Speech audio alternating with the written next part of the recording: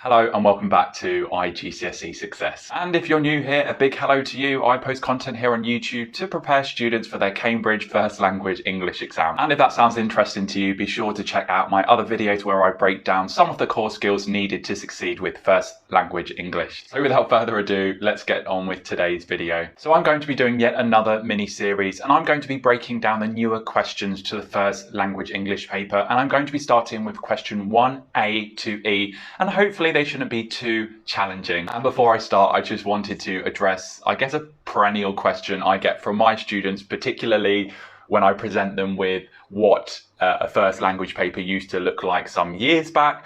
I guess the new changes are really to assess core reading skills, which hopefully you should have been developing throughout your 5 years at high school. So things such as understanding vocabulary, being able to understand explicit ideas, implicit ideas, and being able to select information for specific purposes. And just for your convenience, I will insert a slide now with the official reading objectives, which are assessed through questions 1A to E.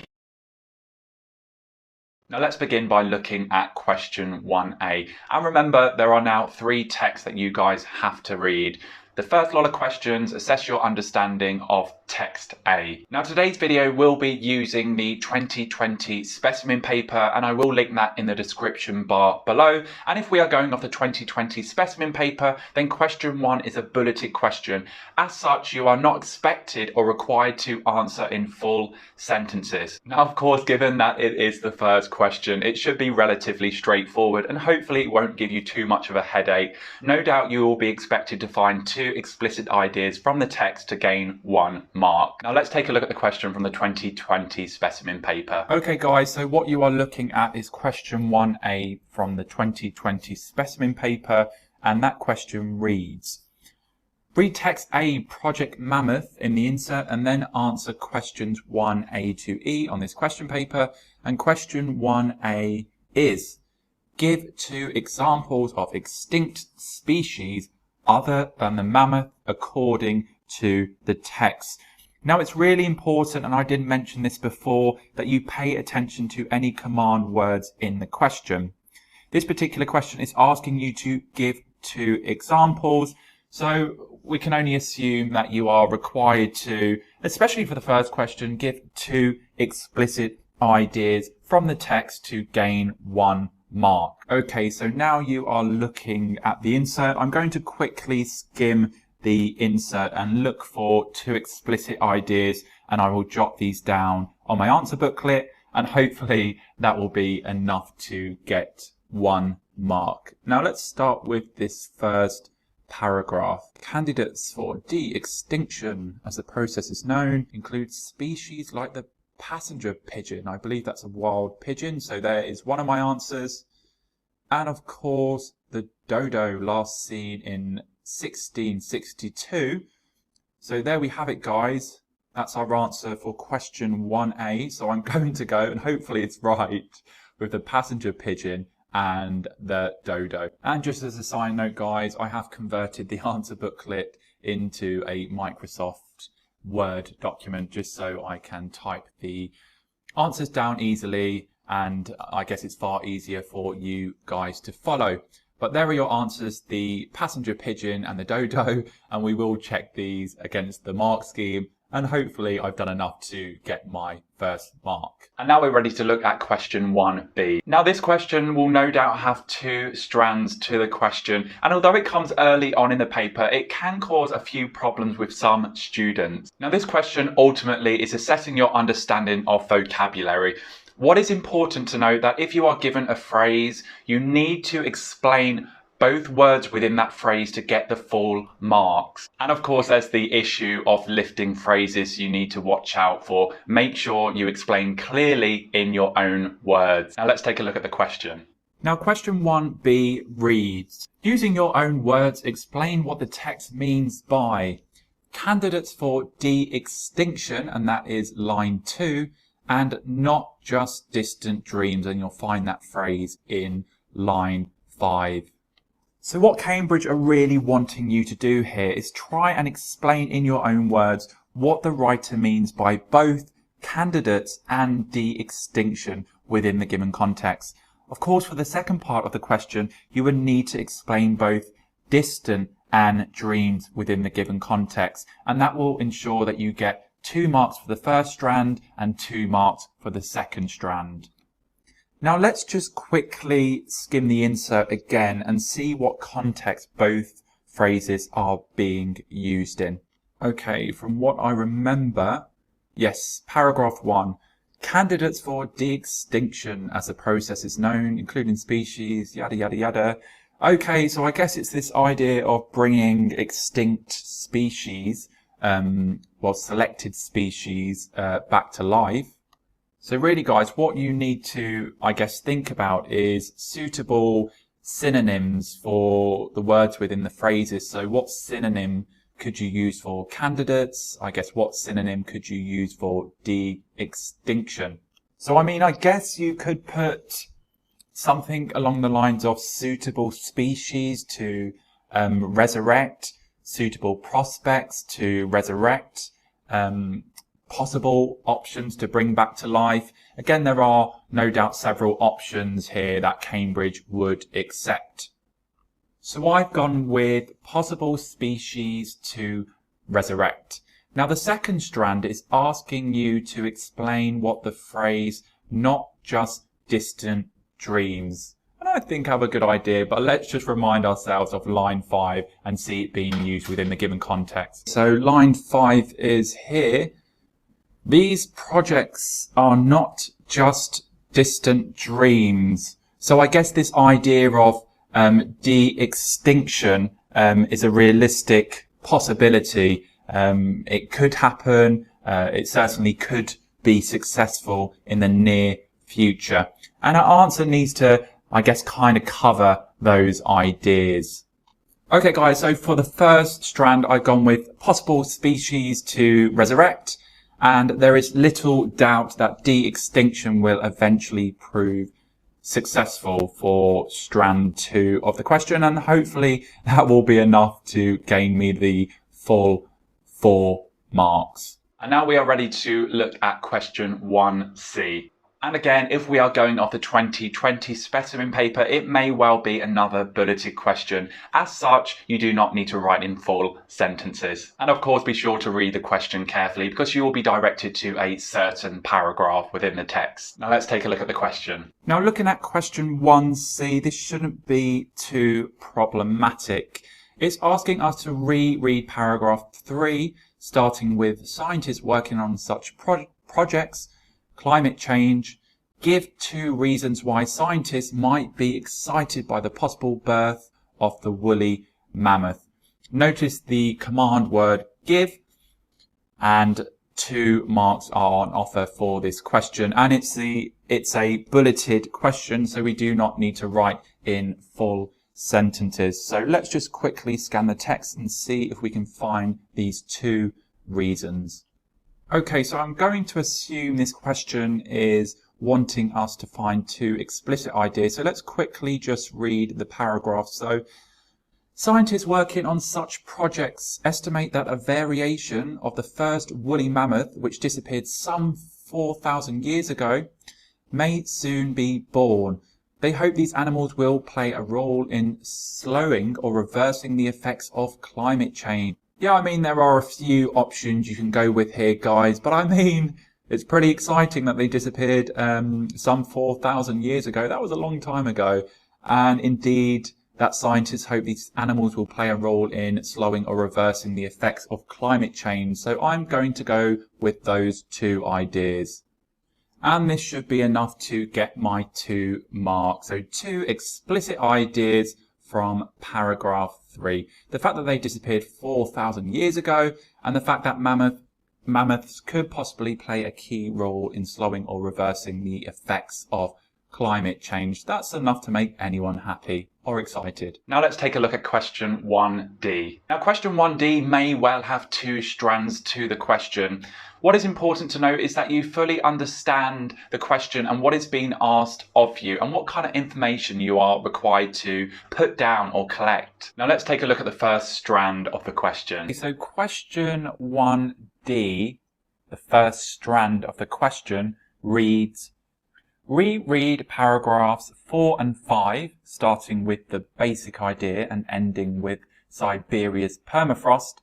Identify 2 main tasks that scientists will need to complete in order to breed the hybrid. And I guess it's another question to find 2 explicit ideas, and you need to find 2 in order to gain the full 2 mark.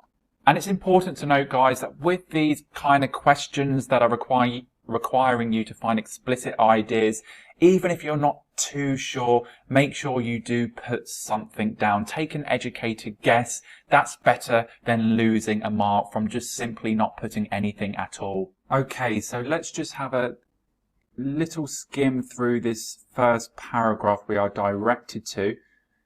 It seems to be that I guess the first step is to retrieve DNA from the remains of a woolly mammoth. So there's our first answer. And then they have to use that DNA. If you have a look on the next line, they have to use that DNA to alter the DNA of modern Asian elephants. Let's go with those 2 answers. So I've just jotted down my answers on my answer booklet.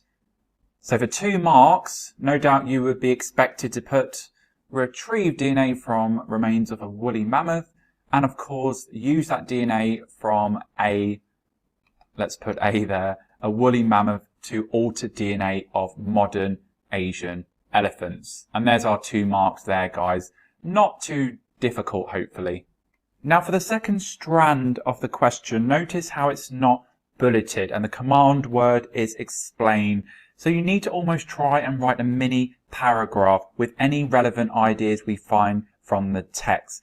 Take note that it is worth 3 marks. That means we need 3 points. And it's really important to try and put your ideas in your own words. Don't simply copy from the text. Now I'm quickly going to skim the text. Now from what I remember, they were chosen because, yes, their DNA is very similar to Asian elephants. Okay, so tweaking the Asian elephant's DNA to more closely resemble that of their ancient relatives, yada, yada, yada. And there was something as well which was quite interesting, something about breeding. Yes, if mammoths were alive today, they could successfully breed with elephants. So that's really quite interesting. And in the next paragraph, there was something about, yes, scientists feel that this will help to protect endangered Asian elephants. So I guess this hybrid will almost have a better chance at survival. It's going to be more resistant to cold and the sort of turbulent weather outside. So I'm going to go with those 3 ideas. And remember, I'm going to try, where possible, use my own words. So sorry if you can hear me type in here, guys. I'm just going to type up a quick paragraph. So something along the lines of this. So let's put Asian elephants were chosen due to their DNA being similar and the potential for breeding between an elephant and mammoth.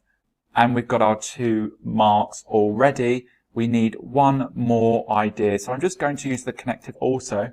Also, that the hybrid will have a better, let's put better chance of survival, particularly during harsh weather.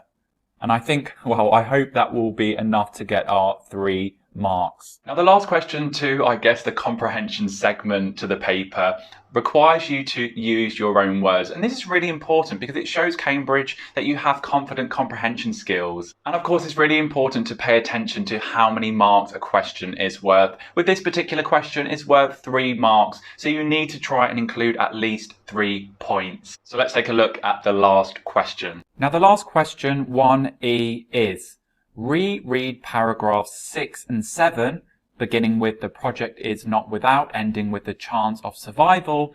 Using your own words, explain why some people disagree with Project Mammoth. And again, it is worth 3 marks. So it's a question you want to get right. So let's quickly go through the last 2 paragraphs. The project is not without its critics. So I imagine we can get some good ideas here, who claim the idea is no more than a gimmick.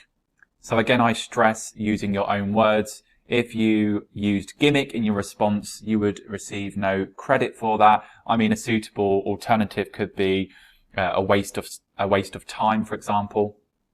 Seducing scientists into thinking they are saving the world. So I guess creating this sense of false hope, and distracting us from guaranteeing our planet's biodiversity for future generations with promises of being able to fix mistakes later. Scientists defending the idea explain we are just bringing DNA back from the past to improve modern survival and diversity. The Asian elephant faces threat to its existence. It's going extinct just like the mammoth did, and mainly because of humans.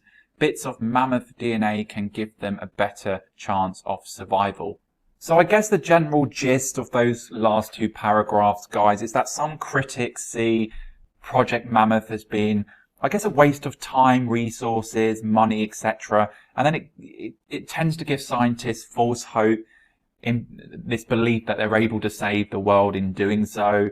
And it sort of takes away precious time, which could allow them to deal with real problems such as certain species, I guess, becoming or close to becoming extinct. So aim for a little mini paragraph, if you like, guys. 3 points to get those 3 marks. So I'm just going to type up a quick response. Apologies if you can hear me typing. So let's put some people see Project Mammoth as being simply a waste of, let's put, a waste of resources and time. Specifically, that it will give scientists, sorry I can't type today guys, a false sense of hope in being able to save the world. In doing so, let's put, it prevents scientists from tackling real problems such as certain species